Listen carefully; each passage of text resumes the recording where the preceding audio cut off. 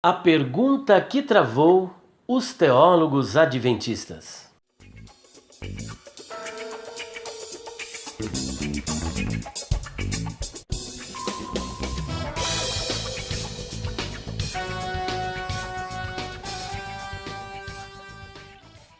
Algumas pessoas têm me abordado e feito a seguinte pergunta: Pastor Elias, qual é essa pergunta que o Senhor afirma que travou os teólogos adventistas? Depois de algum tempo, eu decidi gravar um vídeo para dizer para vocês qual é a pergunta que travou os teólogos adventistas. Bom, vocês já me conhecem, eu sou o pastor Elias Soares e este é o seu canal PR Elias Soares Oficial. Antes de nós prosseguirmos com este vídeo, eu gostaria de contar com a sua colaboração, no sentido de que você pudesse compartilhar os nossos vídeos, deixar o seu comentário, o seu like, ativar as notificações. Se você ainda não se inscreveu, por gentileza, queira se inscrever, deixe aí o seu like e deixe também a sua sugestão de vídeo. Inclusive, eu quero deixar para você aqui o endereço da nossa loja virtual, caso você queira adquirir algumas de nossas promoções.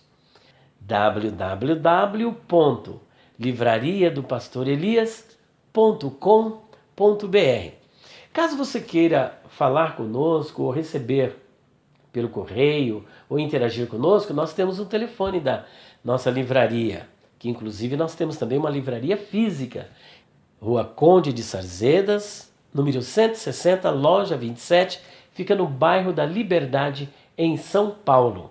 Você pode também entrar em contato conosco pelo telefone 0 operadora 11 94901 6633 e você vai falar com a minha filha Abigail pelo Zap. Pode mandar a sua mensagem que nós estaremos interagindo com você. Posto isso, nós vamos agora dar continuidade ao vídeo que nós nos comprometemos a apresentar para vocês. Como vocês já sabem, a Igreja Adventista do Sétimo Dia, com o objetivo de desconstruir a doutrina da imortalidade da alma, tem proposto que Moisés foi ressuscitado pelo arcanjo Miguel com um corpo glorificado, imortal. E a razão maior deles estarem apresentando esta argumentação é que a profetisa do movimento adventista,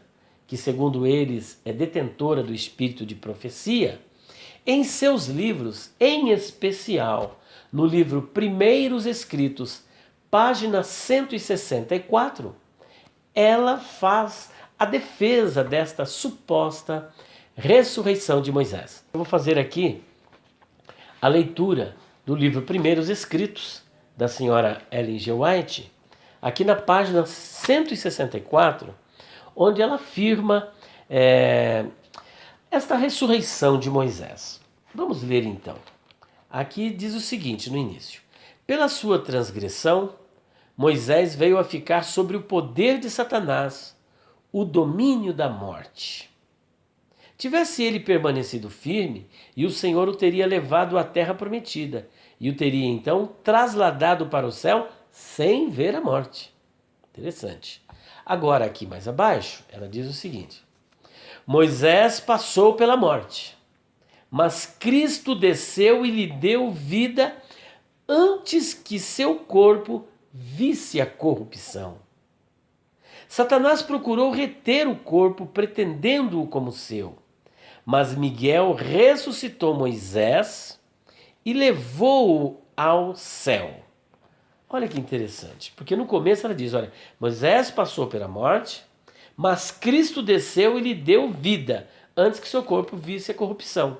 Só que mais à frente ela diz, mas Miguel ressuscitou Moisés e levou-o ao céu. Em outras palavras, parece-me que na teologia da senhora Ellen White, e também na teologia adventista, Miguel e Jesus são as mesmas pessoas. E eles até chegam a dizer que Miguel é um nome honorífico do Filho de Deus, né? Mas isso já é uma questão para um outro vídeo, se Jesus é o arcanjo Miguel ou não. Nós acreditamos que não, né? Mas vamos entrar no tema que nós nos propomos, que é essa ressurreição de Moisés, que foi aqui defendida pela senhora Ellen White. Ela crê piamente nisso. Bom, a partir desta afirmação da senhora Ellen White, depois de alguns anos debatendo com alguns adventistas pelo rádio, ainda na época do Orkut e ainda pelo Facebook e tudo mais, nós elaboramos e fizemos a seguinte pergunta para os adventistas do sétimo dia. A pergunta é: se Moisés foi ressuscitado pelo arcanjo Miguel, como afirma a senhora Ellen White, neste livro, Primeiros Escritos, página 164, por que 30 dias depois da sua morte, Deus disse para Josué: meu servo Moisés está morto? Eu vou repetir a pergunta para você. Se Moisés foi ressuscitado pelo arcanjo Miguel, conforme diz a senhora Ellen White no seu livro Primeiros Escritos, página 164, por que Deus disse para Josué: meu servo Moisés está morto? E na língua hebraica diz: Moshe Avdi Met. Moshe Avdi Met. Meu servo Moisés está morto. E é interessante lembrar que o verbo met, que aí aparece, quando você, por exemplo, vai para a Septuaginta, que é a tradução desse texto para o grego, você vai encontrar o seguinte verbo: teteleuteken. E o verbo teteleuteken, ele está num perfeito ativo. E o perfeito ativo dá a ideia de continuidade.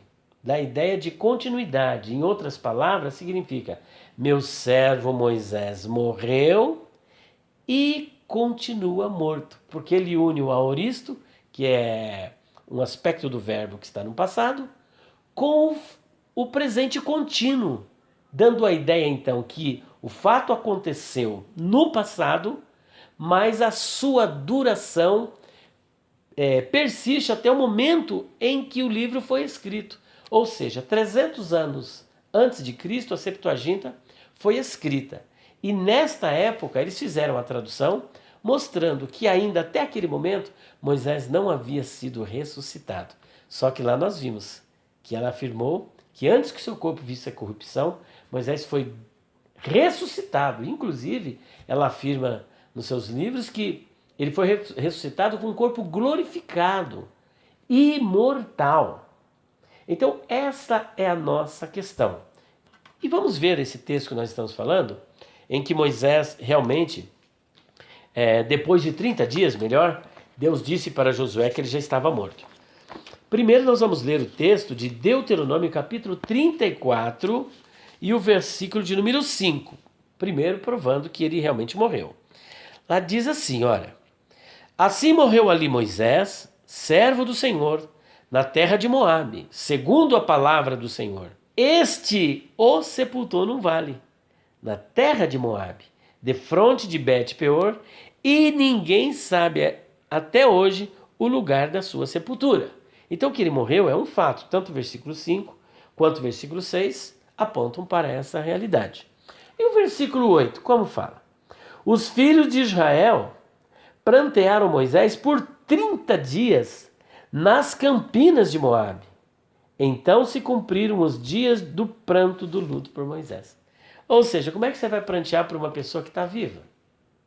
Moisés morreu e eles ficaram pranteando durante 30 dias a morte de Moisés. Agora, depois da morte de Moisés, olha só o que aconteceu. 30 dias, porque eles planteiam 30 dias, Deus não ia aqui interromper o luto, convidando eles para atravessar o Jordão, porque em Josué capítulo 1, do versículo 1 até o 10, é a instrução que Deus dá para Josué para atravessar o Jordão. E eles estavam ainda do outro lado, precisavam atravessar. Então Deus não ia no meio do funeral, eles pranteando a dor do seu líder, dizer para Moisés, melhor para Josué, que Josué devia levar o povo. Então isso ocorreu 30 dias depois. Olha só o capítulo 1, versículo 1. Sucedeu depois da morte de Moisés, servo do Senhor, que este falou a Josué, filho de Num, servidor de Moisés, dizendo: Moisés, meu servo, é morto. Dispõe-te agora, passa este Jordão, tu e todo este povo, a terra que eu dou aos filhos de Israel. Portanto, está aqui, que foi depois dos 30 dias, até mesmo o comentário adventista do sétimo dia fala sobre isso. Eu estou aqui com o comentário adventista do sétimo dia, e esse comentário adventista do sétimo dia foi escrito em espanhol, porque o primeiro foi escrito em inglês. E esse daqui em espanhol reflete justamente aquilo que está em inglês. Agora traduziram para o português e ele tem uma leve modificação assim. Então nós vamos ler nesse daqui que foi escrito em espanhol. É um merchan gratuito. Esse é o volume 2, tá? Que vai de Josué a Reis. Comentário bíblico adventista do sétimo dia, como você pode ver, né? E aqui em Josué capítulo 1, versículo 1 e 2, veja o que é que diz o comentário adventista do sétimo dia. E aconteceu, olha, no hebraico, a primeira palavra do livro é a conjunção e, pelo qual se afirma que a narrativa de Josué é uma continuação do livro de Deuteronômio. Isto sugere que Josué foi o autor do último capítulo de Deuteronômio e que aqui segue relatando suas próprias vicissitudes. Este relato começa depois dos 30 dias de luto pela morte de Moisés. Como vocês puderam ver, aqui o comentarista ele é categórico. Ele diz o seguinte, ó: isso sugere que Josué foi o autor do último capítulo de Deuteronômio e que aqui segue relatando suas próprias vicissitudes. Este relato começa depois dos 30 dias de luto pela morte de Moisés. E aí ele retrata Deuteronômio 34, versículo 8, confirmando justamente tudo aquilo que nós acabamos de dizer. Portanto, não é somente eu que digo isso. Há aqui um comentarista, um comentário adventista, mostrando claramente que o diálogo de Deus com Josué foi 30 dias depois da morte de Moisés. Mas o que nós lemos lá no livro Primeiros Escritos é que antes que seu corpo visse corrupção, Deus o ressuscitou. E num outro livro que é História da Redenção, ela chega a dizer que ele ficou ali um breve tempo. Ou seja, foi tudo muito rápido. Houve aquela peleja de Satanás contra o arcanjo Miguel, e o arcanjo Miguel venceu, que eles dizem que é Jesus, e então Moisés foi ressuscitado com o corpo glorificado. Então, posto isso, a nossa pergunta continua valendo. Se Moisés foi ressuscitado pelo arcanjo Miguel, como afirma a senhora White no seu livro Primeiros Escritos, página 164, por que 30 dias depois da morte de Moisés, Deus disse para Josué: meu servo Moisés está morto. Meu servo Moisés está morto. E ainda fica aqui alguns outros questionamentos que nós acabamos levantando, que eu acho muito interessante e oportuno para este momento, dizer para vocês o seguinte, por exemplo, se Moisés realmente foi ressuscitado pelo arcanjo Miguel, como afirma a senhora Ellen White, por que o autor de Hebreus não fez alusão a isso? Veja que na Epístola aos Hebreus, se vocês analisarem, os feitos mais importantes que ocorreram na vida dos heróis da fé, porque o capítulo 11 da Epístola aos Hebreus, ele é conhecido como a galeria dos heróis da fé. E os acontecimentos mais destacados e importantes na vida desses heróis estão devidamente registrados na Epístola aos Hebreus. Agora, por que somente esta suposta ressurreição de Moisés não ficou registrado, visto que a ressurreição com o corpo glorificado é a expectativa de todo cristão. O próprio Paulo disse o seguinte, que se nós esperamos em Cristo somente nesta vida, somos os mais miseráveis, desgraçados de todos os homens. Portanto, a ressurreição dos mortos, que é a glorificação do nosso corpo, é conhecido na teologia como o sumum bonum do cristianismo, ou seja, o bem supremo do cristianismo.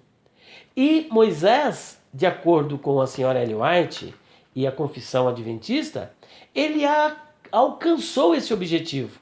Mas, curiosamente, o autor aos Hebreus falou de tudo na vida de Moisés, menos deste fato tão relevante. Por que será? Fica essa pergunta, né? Fica esta pergunta. Aí alguns podem fazer a seguinte objeção. Não falou de José como governador do Egito. Ora, mas ele falou do fato mais importante. A ordem acerca dos seus ossos. Certamente o Senhor vos visitará. E ele vai tirar vocês daqui. E quando isso acontecer, vocês me façam uma promessa que vocês vão tirar os meus ossos daqui e vão sepultar lá na terra prometida. Gente, mais importante que ser governador do Egito é acreditar que um dia Deus voltaria, visitaria o seu povo, tiraria eles dali e colocaria eles para viver soberanamente numa terra. Então esse é o fato mais importante. Ali ficou registrado, né? Está registrado em Hebreus capítulo 11, versículo 22. Agora um outro fato relevante que eu gostaria de apresentar aqui é o seguinte. De todos os casos de ressurreições relatados na Bíblia, todos estão devidamente registrados. Agora, por que somente essa suposta ressurreição de Moisés não ficou registrada? Se você analisar mesmo os casos de ressurreição, que não foram ressurreição para a vida, que é o caso do filho da viúva de Sarepta, é o caso do filho da Sunamita, o caso do homem que foi lançado na sepultura de Eliseu, o caso do filho da viúva de Naim, o caso de Lázaro, de Eutico, de Dorcas, todos estão devidamente registrados na Bíblia. A ressurreição de Jesus com o corpo glorificado, porque só de Moisés a gente precisa de fazer assim um verdadeiro malabarismo para poder defender essa suposta ressurreição. Então eu penso assim que é algo que a gente precisa questionar, é algo para se pensar, para perguntar, honestamente, totalmente desprovido daquela lente religiosa. Ler o texto e procurar entender, será que isso realmente ocorreu? E ainda mais, se Moisés foi ressuscitado pelo arcanjo Miguel com o corpo glorificado, fica a grande pergunta, quem é as primícias dos que dormem? Paulo lá em 1 Coríntios, capítulo 15, versículo 20 e versículo 23, ele diz que Cristo é as primícias dos que dormem. Cada um por sua ordem. Cristo, as primícias. Depois os que são de Cristo na sua vinda. Então as primícias ali, de acordo com os melhores lexicógrafos, é a palavra aparré, né? Está numa ordem cronológica. Ou seja, ele foi o primeiro a ressuscitar para nunca mais morrer. Inclusive nós uma pesquisa lá em Romanos, capítulo 6, versículo 9, veremos que a ressurreição de Jesus é atípica, porque alguns podem até dizer o seguinte, mas Cristo não foi o primeiro, porque antes dele Lázaro ressuscitou. Inclusive eu estive fazendo debate com um adventista, onde ele fez essa afirmação, né, na internet, respondendo a pergunta de um autor, dizendo que Cristo não podia ser as primícias, porque antes de Cristo ressuscitou o filho da viúva de Naim, ressuscitou o filho da viúva de Sarepta, ressuscitou Lázaro. Ou seja, ele estava confundindo a ressurreição dessas pessoas que voltaram a morrer com a ressurreição de Cristo, que ressuscitou para nunca mais morrer, de acordo com Romanos capítulo 6, versículo de número 9. Então veja que a ressurreição de Jesus ela é diferente, ela é atípica. Ninguém ressuscitou como Jesus. Ele numa ordem cronológica, ele é o primeiro. Inclusive, Paulo quando diz assim, olha, cada um por sua ordem, ali a palavra ordem vem do grego tagma. E tagma é uma palavra usada uma única vez no Novo Testamento, portanto um rapax legomenum, E ela descreve um batalhão enfileirado em ordem, primeiro destacamento, segundo destacamento, terceiro destacamento, ou então nesta série, nesta cronologia desse destacamento, Jesus é o primeiro. Aí ele diz, depois os que são de Cristo na sua vinda. Moisés pertence a Cristo, então ele é somente na sua vinda, porque o tema aqui é a ressurreição. Então se Cristo é o primeiro, Moisés não pode ter sido ressuscitado com o corpo glorificado, porque senão Cristo deixa de ser as primícias dos que dormem, ele deixa de ser o primeiro. Alguns chegam a dizer que a Bíblia de Genebra dá apoio para a ressurreição de Moisés. Inclusive esse nosso interlocutor procurou, o debate era sobre Judas 9, e ele procurou lá em Judas 9, e a conclusão que ele chegou, bom, aqui em Judas 9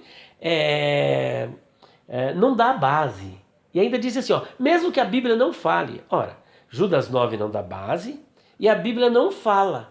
Mas ele diz, mas a Bíblia de Genebra dá apoio. Então se Judas 9 não dá base e a Bíblia não fala, peraí, onde a Bíblia se cala, eu tenho que me calar. Só que aí ele apelou para a questão da nota de rodapé da Bíblia de Genebra, dizendo que a Bíblia de Genebra confirma que Moisés ressuscitou e que Cristo não é o primeiro. Mas vamos ver, porque é interessante que a pessoa lê a primeira parte do comentário, mas não lê o restante. Aqui na Bíblia de Genebra, essa é a famosa Bíblia de Genebra. E é por isso que eu posso dizer para vocês, eu continuo com alguns comentários dessa Bíblia de Genebra. Olha, até fizeram aí uns memes, alguma coisa. Eu fico com a Bíblia de Genebra, eu fico realmente com a Bíblia de Genebra, por quê? Então diz o seguinte aqui, a questão aqui é que a ressurreição de Jesus e a ressurreição dos cristãos não são coisas separadas, desconectadas. E aí o interlocutor parou por aqui. Por que ele parou? Sabe por quê? Porque o restante vai desconstruir toda a sua argumentação. Olha o que diz aqui, olha. Pelo contrário, Jesus foi o primeiro da ressurreição dos mortos. Aí ele faz a citação de Atos 26, 23. Olha só. Pelo contrário, Jesus foi o primeiro da ressurreição dos mortos. E é esse fato que torna possível a ressurreição dos cristãos. Portanto, a Bíblia de Genebra, ao contrário do que o nosso interlocutor disse, ela diz aqui, olha, que Jesus foi o primeiro da ressurreição dos mortos. Eu repito, pelo contrário, Jesus foi o primeiro da ressurreição dos mortos. E lá em Atos 23, 26, 23, que ela cita, diz aqui o seguinte, isto é, que o Cristo devia padecer e sendo o primeiro da ressurreição dos mortos, anunciará a luz ao povo e aos gentios. Está vendo? Eu tenho certeza, Deus não precisa das nossas cambalhotas, das nossas esperteza, de mentira, para ele defender a verdade, porque a palavra de Deus, ela é a verdade. Nosso Deus é o Deus da verdade. E diz mais, seja Deus verdadeiro e todo homem mentiroso. Seja todo homem mentiroso e Deus verdadeiro. Se ele é o Deus da verdade, a tua palavra é a verdade, como o Senhor Jesus Cristo mesmo disse. Santifica-os na tua palavra, a tua palavra é a verdade. E Pedro, quando Jesus diz, vocês também não querem ir embora? Ele diz, Senhor, para onde iremos nós, se só tu tem palavra de vida eterna? Então você acha que Jesus, que Deus, ele precisa da nossa mentira para poder defender a palavra dele, que é a verdade? Deus não precisa. Quem precisa da mentira é o diabo, porque ele é o pai da mentira. Ele é mentiroso, nunca se firmou na verdade. E quando ele mente, ele fala daquilo que lhe é próprio. Então nós não precisamos mentir. Isso vale para todos nós. Você que é cristão e você tem sido confrontado, e aí vai uma dica para você. Você tem sido confrontado por pessoas de uma fé diferente. E aí você vai usar de engano, de mentira, de esperteza, falar coisas que não são verdadeiras. Não há necessidade. A Bíblia por si só é suficiente para desconstruir os enganos e a mentira de Satanás. E aqui está desconstruída mais uma grande mentira, porque o texto de 1 Coríntios 15, 23, ele foi lido pela metade. né? Aqui o texto melhor da Bíblia de Genebra. A questão aqui é que a ressurreição de Jesus e a ressurreição dos cristãos não são coisas separadas, desconectas. Pelo contrário, Jesus foi o primeiro da ressurreição dos mortos. Então a Bíblia de Genebra, ela afirma que Jesus foi o primeiro da ressurreição dos mortos. Portanto, fica aqui então esta prova e a pergunta continua. Aquela pergunta que travou os teólogos adventistas e até hoje não conseguiram responder a contento. E eu quero finalizar deixando a pergunta. Se Moisés foi ressuscitado pelo arcanjo Miguel, conforme afirma a senhora Ellen White no seu livro Primeiros Escritos, na página 164, por que 30 dias depois da morte de Moisés, Deus disse para Josué: Moshe Avdi met. Moisés, meu servo, está morto. Moisés, meu servo, está morto. Ora, dizer que Moisés ressuscitou é chamar Deus de mentiroso. Porque se ele ressuscitou, qual o problema em Deus dizer ele ressuscitou? Como é o caso de Jesus, por exemplo. Ele ressuscitou e há o testemunho de que ele ressuscitou. Elias foi trasladado vivo e há o testemunho de que ele foi trasladado vivo. Agora, por que afirmam que Moisés ressuscitou e a Bíblia não registra isso? Fica essa pergunta para você. Que Deus abençoe, que você possa refletir. Você que tem aquela imagem de que nós somos rudes e tal. É que às vezes no calor do debate a gente pega meio pesado. Mas aqui está a prova cabal e total de que Moisés não ressuscitou com o corpo glorificado. Enfim, ele não ressuscitou de jeito nenhum. Ele está aguardando a ressurreição dos mortos, que acontecerá por ocasião da volta do Senhor Jesus Cristo. Eu quero deixar aquela promoção para você do livro Perguntas Difíceis de Responder, volume 1, Com Quem Se Casou Caim, Onde Esteve Jesus 12 aos 30, O que era o espinho na carne de Paulo, o que é blasfêmia contra o Espírito Santo e por que esse pecado não pode ser perdoado. São 36 questões nesse livro de número 1. O segundo livro é o Perguntas Difíceis de Responder, volume 3, que nós acabamos de relançar, fizemos toda uma revisão. São 310 páginas, bem corrigido, papel couché, capa dura, e com 59 temas, entre eles, você sabia que o canto do galo não era o canto de uma ave? Porque na época de Jesus era proibido criar galo e galinhas em Jerusalém. O cristão tem que guardar o sábado? Quem são os filhos de Deus em Gênesis 6:2? O que a mulher de Jó diz para ele? Amaldiçoa Deus e morre ou abençoa Deus? Amaldiçoa Deus e morre ou abençoa Deus e morre? E ainda tem um livro sobre Paulo, que vai falar por que ele fabricava tendas, alguns aspectos da sua cidadania, os 7 tipos de fariseus. E tem mais, o dicionário etimológico de nomes bíblicos, com mais de 4.200 nomes de pessoas, rios, vales, montes, deuses, origem e significado. É uma obra premiada na Bienal do Livro. Portanto, você vai levar essas 4 obras, Perguntas Difíceis de Responder, volume 1, Perguntas Difíceis de Responder, volume 3, o livro sobre Paulo e o dicionário etimológico de nomes bíblicos de R$300 por apenas R$150. Você pode então entrar em contato pelo telefone 0 operadora 11 94901 6633. Abraço para todos vocês.